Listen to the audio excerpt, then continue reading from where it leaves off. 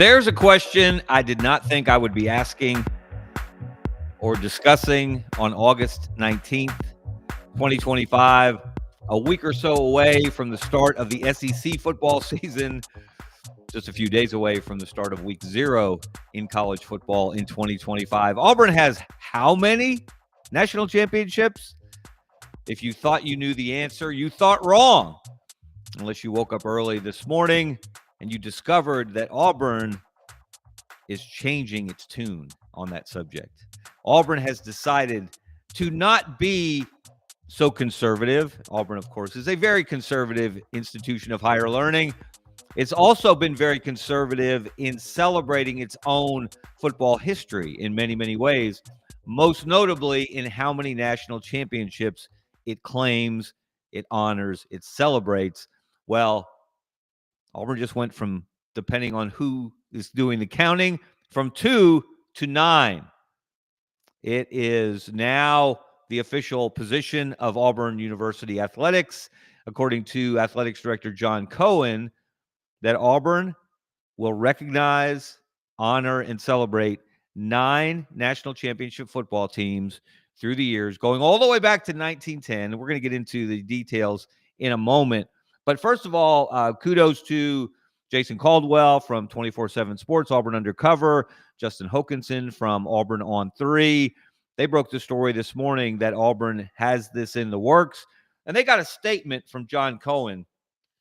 And let me start with this. What the athletic director had to say. Oh, it's over here. First of all, I did find it interesting. Auburn's Twitter account this morning, the pinned post, it's actually a video, but this is the text that accompanies it. It says, "Nothing given, everything earned." And we're going to get into that idea, that notion, a little further as we discuss whether Auburn should have and should, going forward, acknowledge 9 national championships in football. Here's the statement from John Cohen, the Auburn Athletics Director. "For too long, Auburn has chosen a humble approach to our program's storied history, choosing to recognize only Associated Press national championships. Starting this fall, we've made the decision to honor the accomplishments of our deserving student athletes, coaches, and teams from Auburn's proud history. Our visible national championship recognitions now align with the well-established standards used by the NCAA's official record book and our peers across the nation." And he's not wrong about that.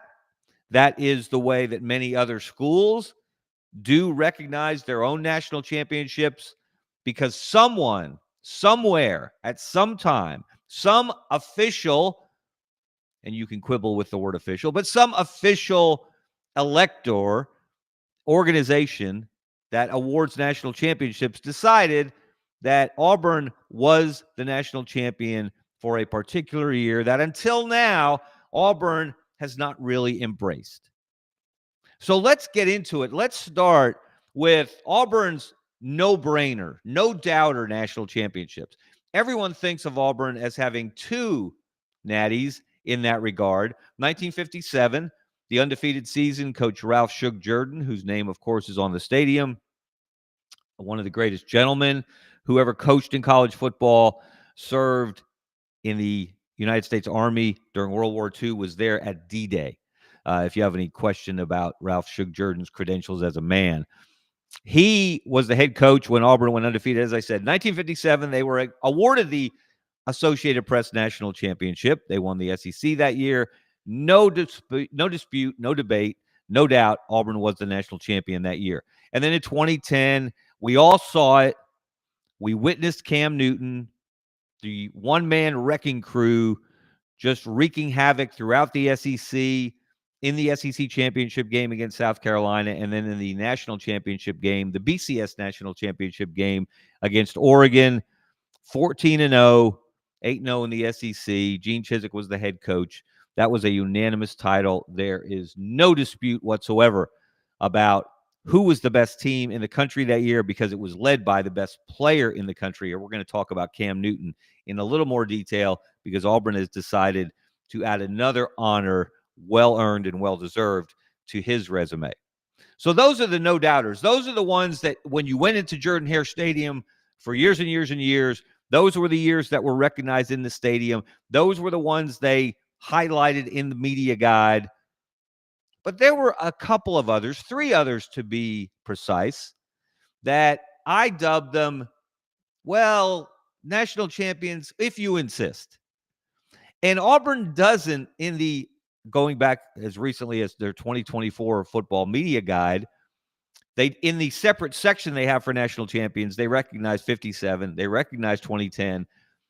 They don't name these as well, but in the year-by-year compilation of their records and individual game results, they do note, as you can see there, 1913 under the legendary Mike Donahue, not a name that might be familiar to modern college football fans, but he did a fantastic job at Auburn. They were recognized by the Billingsley organization as national champions.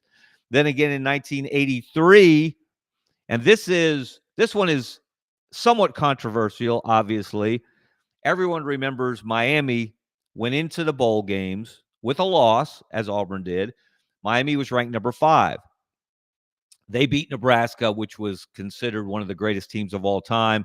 Miami wins by a point. Nebraska goes for a 2-pointer at the end of the game to try to win the national championship. Tom Osborne could have won it by settling for an extra point and a tie, but kudos to him. He will go down in history for not settling for the tie, going for the win, going for the title, and they came up short. They threw a pass, not really the Nebraska way, got broken up by Miami, and Miami was awarded the national championship by a number of different organizations, the AP, the UPI at the time.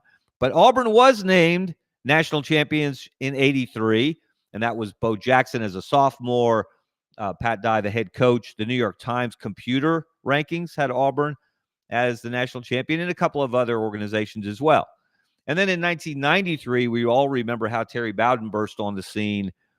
We had an interesting conversation with him on the Auburn Undercover podcast a couple of weeks ago, and that team went undefeated. And what's especially notable about that team is that they were put on probation after Terry Bowden was hired, after he was introduced, based on some shenanigans, according to the NCAA, which seems really quaint now, given the slap on the wrist. I don't care if it's a $20 million slap on the wrist. I don't care if it's a $30 million slap on the wrist. When you look back, and if you read, and trust me, I was there, I was following it, I was digging into it at the time. If you go back and you look at what Auburn was hammered for, with 2 years of a postseason ban, 2 years of no television appearances. How about that? They don't do that anymore. I haven't done that for a long time. And then you look at Michigan being allowed to keep its national championship from 2023, despite the Connor Stallion Spygate, his KGB organization burying evidence at the bottom of a pond, refusing to cooperate. Jim Harbaugh, one of the biggest cheaters in college football history. All you need to know about Jim Harbaugh is the man is, well, he was given a 10-year show cause penalty by the NCAA for this infractions case, but he can't start serving that until he completes the 4-year show cause penalty he was given for a previous infractions case at Michigan. So get out of here, Michigan man, with your holier-than-thou attitude that you're better than everyone else. Your school's better than every other school. You operate on a higher plane. That balloon got shot down and burned with fire the other day when the NCAA released its penalties against Michigan.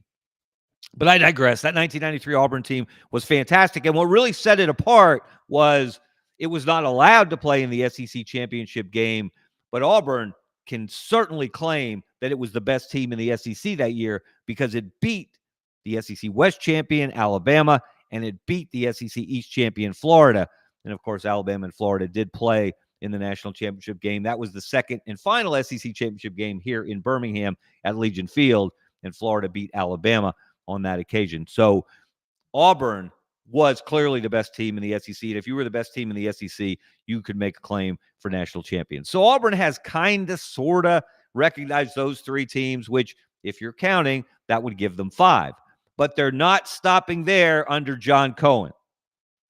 They are going full celebration, full recognition, because there are other years in Auburn football history in which some organization, some relatively credible organization that awarded national championships named the Tigers as number one. Let's look at those. And these are the new ones. These are the ones really that were added in this news that came out this morning.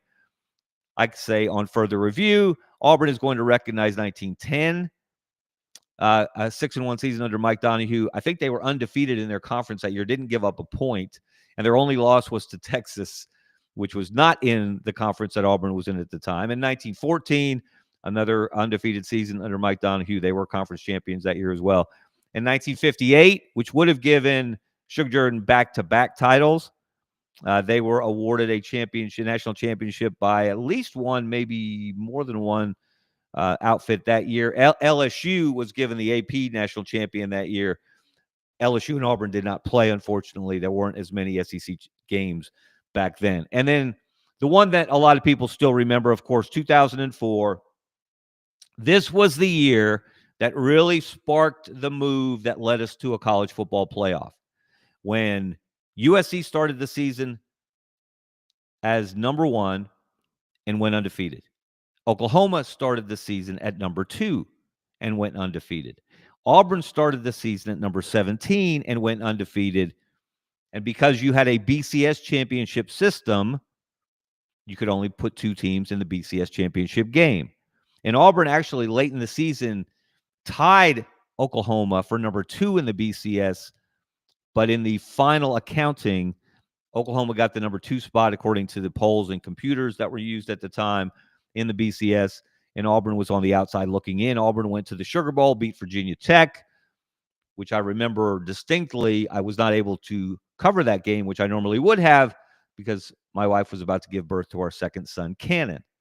So that Auburn team with Ronnie Brown, Cadillac Williams, Jason Campbell, Carlos Rogers, they had 4 first-round draft picks, which was a record for the SEC at the time. That was a dominant Auburn football team. And one of the most embarrassing things about Auburn football, though, if you'll notice, if you look really close, under national champions, it says People's Choice. There was a media outlet, I think it was in Eufaula, Alabama, that named Auburn the People's Choice national champion. That was a little embarrassing. Not quite as tongue-in-cheek as the Golf Digest national championship that Tommy Tuberville lobbied for and was awarded. Of course, no one took that seriously. That was just all in fun and good spirit. But that was a national championship team. And again, I've said this before. I will continue to say it. That Auburn team, if they had played USC in the national championship game, and of course USC had to vacate the national championship because of NCAA infractions related to Reggie Bush, their star running back, playmaker. I think Auburn could have played with USC. If you look at that Auburn team, not the 2 years before when USC beat Auburn in 2002 in Los Angeles, in 2003 back on the Plains. Yeah, USC was a better team than Auburn. They beat them 2 in a row. But that 2004 Auburn team was different. That Auburn team in 2004 had a swagger about it. It had a toughness about it. It beat Nick Saban's defending BCS champions from LSU 10-9 with a late comeback drive in one of the most physical, brutal games I've ever witnessed in person. And Jason Campbell led a game-winning touchdown drive to beat Saban and LSU in a championship-type game. So that Auburn team certainly is worthy. So that if you're counting now, that gives Auburn 9 national championships. And so the question becomes at this point, why now? Why now, Auburn? Why now, John Cohen? Why is Auburn now choosing, especially on the eve of a new college football season, why would they decide that this is the time to recognize those teams? First of all, let's establish this. I don't care if you're an Alabama fan. I don't care if you're a Florida fan. I don't care if you're a Georgia fan and you think this is all nonsense. It is not your decision on what national championships Auburn University should choose to recognize. That is an Auburn decision, and Auburn's alone. And this conversation didn't just start a week ago or whenever John Cohen decided to get these wheels in motion. And they're going to recognize these teams, we should note, according to the reporting by Justin Hokanson and Jason Caldwell, they are going to honor these teams with signage at the stadium and in other ways. So that's an Auburn decision, okay? Whether you like it or not, whether I like it or not as a neutral observer, that's Auburn's choice to make. And they didn't just start considering this summer. I can go back to 2013 at the end of that season. That's when Auburn came out of nowhere, suffered an early season loss to LSU, and then ran the table to get into the national championship game, the last BCS championship game before the 14 playoff arrived, which, as we said, was sparked by Auburn not being allowed into the BCS mix with an undefeated team in 2004. Mike Slive swore that would never happen again, and he would see to it that they would have some sort of playoff in which an undefeated SEC champion would have a chance to compete for a national championship. So on the eve of it was in January, so it was the 2014 BCS championship game. We were in Pasadena, California, and the day before the game, Auburn was going to play Florida State for the championship. I sat down with then Auburn Athletics Director Jay Jacobs, and this was very much on his mind. Auburn's national championship history. What years should they recognize? What years should they celebrate? What years should have signage in the stadium designating them as national champions, as some reputable organization had named them at the time? And Jay Jacobs had, in addition to being an Auburn man, he had a special personal dog in the fight, if you will, because he was on the 1983 team that did everything you should have been able to do or should have had to do to win a national championship, given that all of the contenders at the end had one loss, including Miami, which lost to Florida to start that season, if you recall. So Jay Jacobs said they were thinking about it. It was very much on their minds. And they were going to, but they were going to do it deliberately, thoughtfully. They were going to reach out to their stakeholders. I don't know if they took an actual poll at the time, but they did. They didn't want to just claim these championships. They wanted to have some feedback from their fan base, from their supporters, from their lettermen, etc. And nothing really ever came of it, but at least the thought was alive and well at the time. And we have to really give credit to an Auburn graduate, an attorney named Michael Skotnicki. And Michael, some years ago, wrote a book called Auburn's Unclaimed National Championships. He took this seriously. He did voluminous research. And he made a case that in addition to the most obvious recognized national titles that Auburn had from 57 and 2010, that Auburn should claim 7 others. And the 7 others that Michael Skotnicki detailed, outlined, researched, and wrote about in his book are now the 7 others that Auburn itself will finally, after all these years, recognize. So kudos to Michael Skotnicki. He was well ahead of the curve, and I think his book may have had some influence with some Auburn people. But again, you may ask, why now? Why is this happening now? Again, it's not a new idea. But what Auburn's opponents, Auburn's rivals, Auburn's detractors will say is Auburn somehow, and try to follow the logic of this, Auburn somehow realizes that this Hugh Freeze experiment is not going to work out. That as much as people are starting quietly to jump on the Auburn bandwagon in the sense that this is the year or they turn it around. This is the year they have a winning record for the first time since 2020. This is the year they don't lose 7 games. They go to a bowl game. Maybe they put themselves, as Hugh Freeze suggested they would, in the playoff discussion later in the season. That despite all that optimism, Jackson Arnold, a great wide receiver room, a defense that could be really, really strong. Despite all of that, that's not happening. It's not going to happen this year. So to distract from that, to deflect from that, they're going to start claiming national championships from the past. Do you know how idiotic that sounds? And I didn't just make this up. I'm already getting blowback, feedback on Twitter this morning in discussing this subject. And I made the note in which, before I read the John Cohen quote, very similar to him. Auburn's been very conservative in honoring its own football past. In contrast to someone kind of close to home that Auburn knows well, its chief rival, Alabama. And Alabama claims, I believe, 18 national championships now. Some of them, many of them not disputed, but some of them have been disputed and should be disputed, led by 1941. They didn't win the SEC. I think they finished number 20 in the AP poll. They may have lost to Vanderbilt and Mississippi State. And yet somehow someone did recognize them as national champions. I'm not sure how, but Alabama claims that in its long list of national titles. So, again, but that's Alabama's choice to make. And one of the unsung heroes in Alabama history on that score is Wayne Atchison, their sports information director of a long time ago, back when Ray Perkins became the head coach, succeeded Bear Bryant. And Wayne Atchison was looking for a way to create some enthusiasm and excitement about the program and to highlight the history of Alabama football. And he found some national championships from the 20s, the 30s, before the SEC began in 1933, just after the SEC began. In 1934 was one of them. 1941 was one of them. And all of a sudden, he started including those championships in the media guide. And Alabama started to emphasize the number.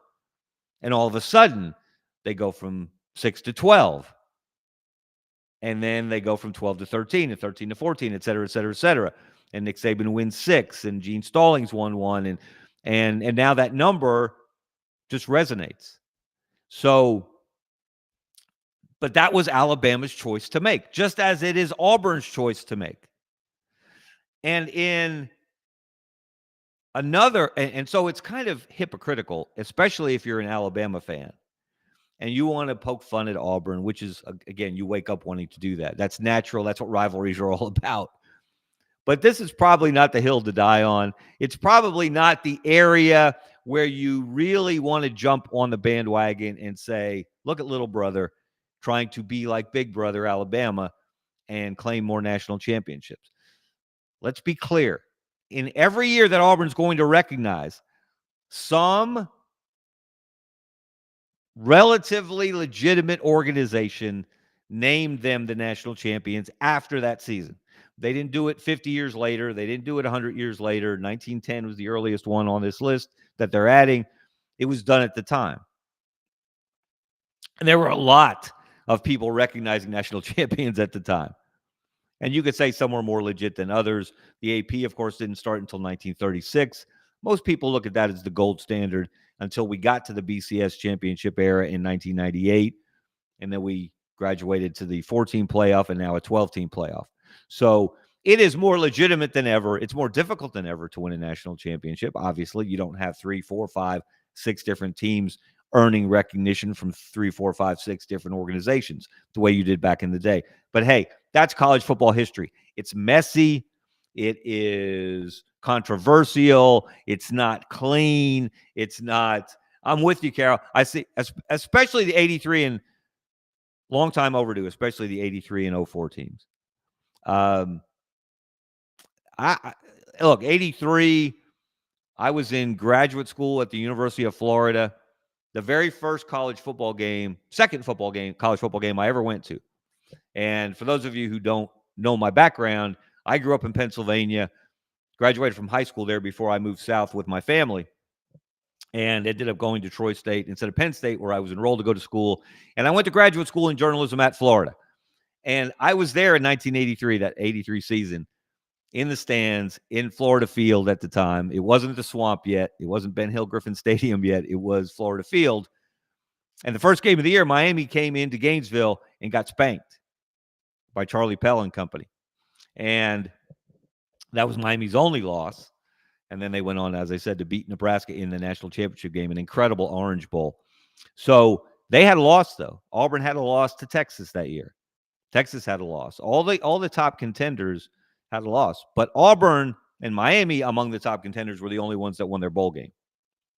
And yet, all the sentiment, the television hype, NBC covering the Orange Bowl, talking about it as the national championship game, which naturally they would do. They were carrying the game. They wanted more eyeballs on television sets. So They hyped it as a national championship game. It wasn't really, but Miami ended up winning the most recognized titles. But that 83 Auburn team, people like Kevin Green on defense, Bo Jackson as a sophomore on offense, that was a championship team. As was the 04 team under Tommy Tuberville. I can make that case. And like I said, I will argue about their ability to compete with USC had they gotten the opportunity. The one thing we might question is when USC was stripped of its championship, they didn't award it to anyone. And remember, the NCAA doesn't award national championships in football, so they can't strip them away. They couldn't take away Michigan's 2023 national championship.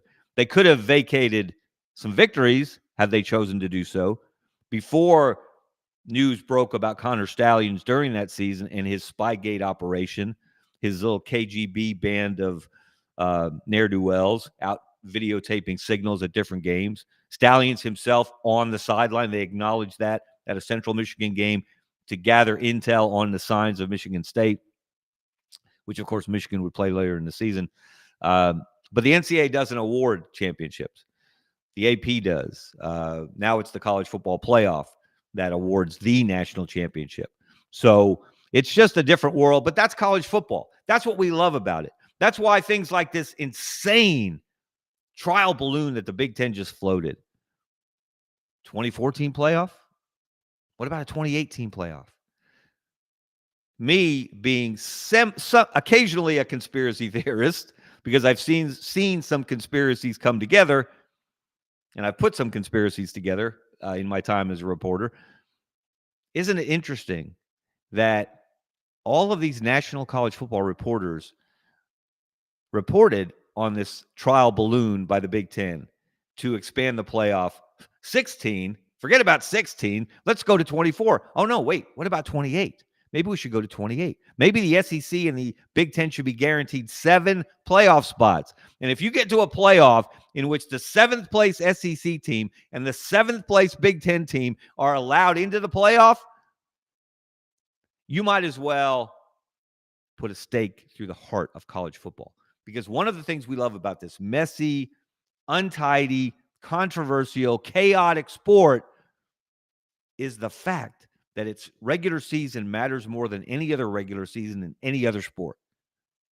It's not quite at the point that we remember, a lot of us remember growing up, where every game was Armageddon, every loss was a cause to put you in a coffin, your season was over, your coach was no good, your quarterback should be benched. Every game mattered, though. Now, that's not quite the same with a 12-team playoff, but there's still something special. Think about next weekend. Don't tell me about Farmageddon in Ireland. College football starts when the SEC starts. So next weekend, when Texas goes to Ohio State and Alabama goes to Florida State and LSU goes to the other Death Valley, Clemson, and the night before on Friday night when Auburn goes to Baylor, that's college football. That's every game mattering. Narratives will be formed on those 60 minutes of football in each of those places. Those narratives may prove to be wrong, but those narratives they won't be set in stone, but they will create a conversation that can carry over, that can set a tone for a season for an Auburn and a Hugh Freeze, for example, who's trying to turn that thing around after 2 losing seasons. And this is the year he's got to prove it or lose his job, in my opinion. Auburn people may think differently. John Cohen may think differently. But we're going to bring this thing full circle. And the one thing about Auburn, though, that is not in dispute, there is no debate about another move that Auburn made in the last couple of days. Auburn announced that it is going to retire the number 2 jersey of Cam Newton. Is there anyone on God's green earth that would disagree with that decision? I cannot imagine. Cam Newton put together the single most impactful season of any college football player on any college football team in the history of the game in 2010. And if you don't believe that, don't give me Joe Burrow in 2019 LSU. He had an unbelievable season. He was surrounded by NFL talent. Don't give me Barry Sanders in Oklahoma State back in the day. He didn't win a national championship. Don't give me any other player on any other team, because that Auburn team, with all due respect, without Cam Newton, is 7-5 at best.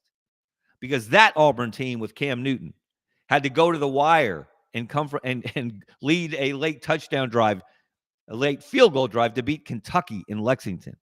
That Auburn team barely escaped Starkville in Mississippi State. That Auburn team had to beat Clemson in Jordan-Hare Stadium in overtime.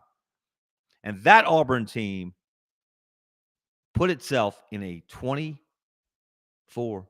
hole in Tuscaloosa against Nick Saban's most talented Alabama team. Yeah, they'd lost a couple of games before that, but there was more talent on that Alabama team than any Saban team before or since. And Auburn fell into the deepest hole against the most hostile crowd, and Cam Newton led him out of it. Not with his legs, and he ran for almost 1,500 yards that year for the Tigers, but with his arm. That season doesn't happen without Cam Newton. So retiring Cam Newton's number 2 jersey is a natural. It's a no-brainer. And now Auburn is saying, recognizing the teams beyond Cam Newton's 2010 team, beyond Shug Jordan's 1957 team, as national champions, is now a no-brainer. And I say, hey, Auburn, go for it. Your decision, your history, your program, your stadium, your signage, your celebration. Live it up, enjoy it, hype it to the max. And then go out and beat Baylor. Go have a winning season. Make Auburn football matter again in the SEC and on the national scene, because it's been far too long. That's all I've got to say about that. All right, I'm Kevin Scarbinsky. This has been Scarbo Knows. Thank you for checking this out. Make sure you check out our sponsor, Money Management Services, a family-owned, fee-only financial services company right here in Birmingham, throughout the state of Alabama. Reach out to the Rice family. You will be glad you did. See you next time.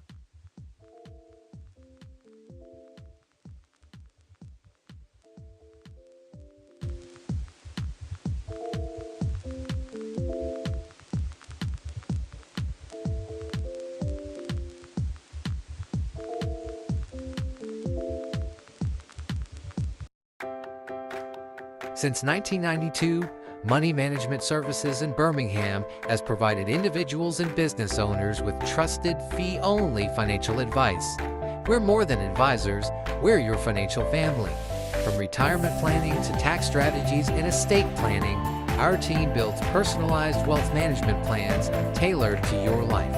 At Money Management Services, we treat you like family, because when you walk through our doors, you become part of ours.